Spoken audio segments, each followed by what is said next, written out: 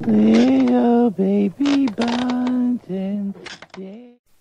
Little baby bunting, Daddy's gone hunting, gonna fetch her. Agnes, it's me, Billy.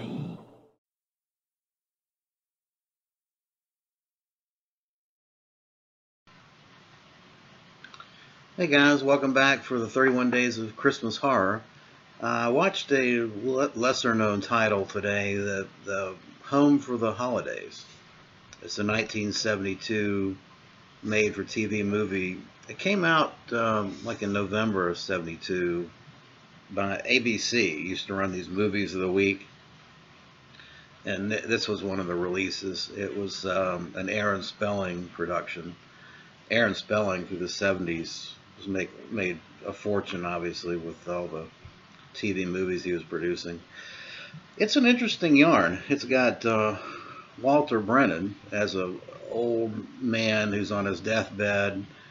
He's married his second wife, who he thinks is trying to kill him, and he calls all four of his daughters back home for Christmas, and all four daughters hate him and hate each other, basically. They're all just self-absorbed, and but they come back. It's his last wish, and they're basically bought into the fact that the second wife, who they hate anyway, because the father cheated on their mother and then married this lady, is killing off the father in order to get the inheritance. So that it gets back to money as usual, as you would expect. The four daughters are very interesting actresses.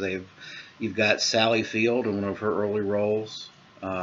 You've got Jessica Walter, she plays crazy people really well. She played opposite Clint Eastwood in Play Misty for Me. You got Julie Harris. So you've got an interesting cast, and they are very good at projecting their own weaknesses and foibles and paranoia onto the circumstances.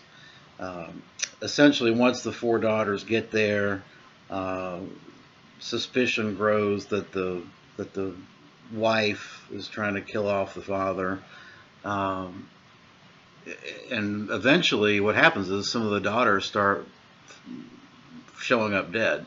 One of the daughters decides she just can't take it anymore and doesn't really care what the outcome of the money is, and she tries to jet off into her car in the middle of the night. Well, she ends up dead. And you kind of have a giallo thing going here, where you'll see a raincoat and rain boots before the kills occur, and gloves.